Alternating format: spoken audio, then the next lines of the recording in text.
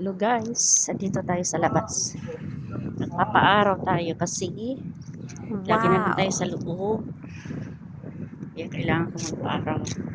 Kulang na daw ang aking balat ng ang vitamin C. Kaya kailangan ko magpaaraw.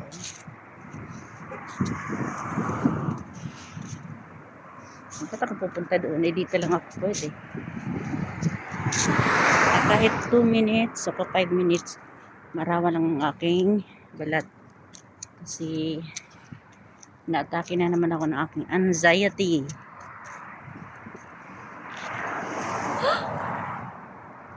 Oo, meron akong anxiety. Galing pa sa Pinas to. Kaya ngayon, gumaling naman ako nang nag-abroad ako, diba? Tapos ngayon, umatake na naman ang aking anxiety. Kaya kailangan ko lumabas-labas muna.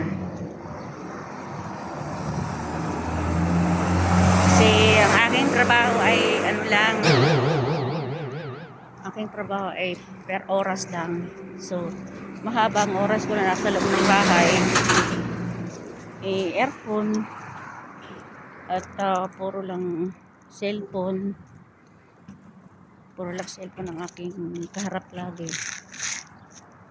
Kaya ayan, kailangan ko munang magpaaraw, sabi sa akin. Kasi nagpa-check up ako, ano na nangyayari sa akin. Kaya yun, sabi sa akin, kailangan ko nang lumabas-labas. Ngayon maaga pa dito, mga anong oras pa lang dito ngayon.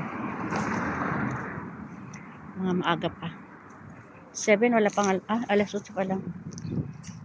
Alas 8 pa lang dito. Ayan. Kaya maaga pa. Kaya guys, see you tayo.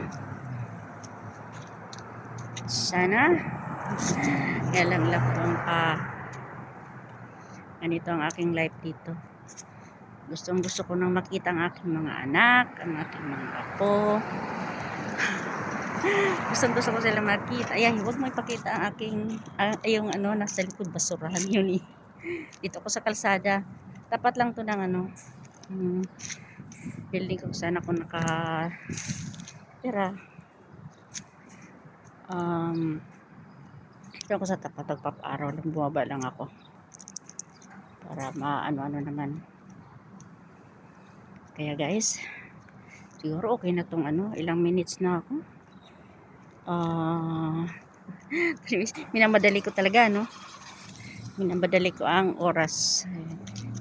Kasi katapos ko magpaaraw, muna tayo. Relax, ligo. At maghahanda na naman tayo sa ating pagpapasok sa trabaho. Guys, okay? Uuwi na ako kasi meron nagtatangka ditong lalapit sa akin na itim. Kala siguro ako, mga hunting. My gosh. Kasi kada. Okay, bye-bye. Okay, bye.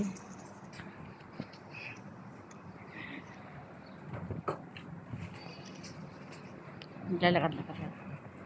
Kunti na lang to. Okay. Uuwi na tayo. Naarawan ako. Okay, wait lang. Kasi kailangan ko ng 5 minutes na araw sa katawan ko.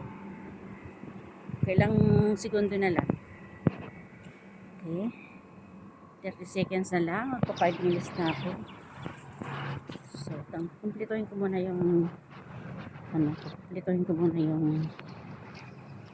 minutes para hindi sayang na pag-araw.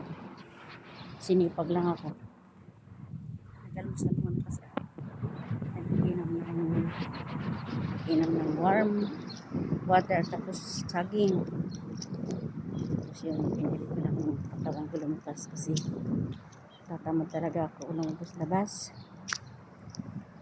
Ito lang ang kaya ko sa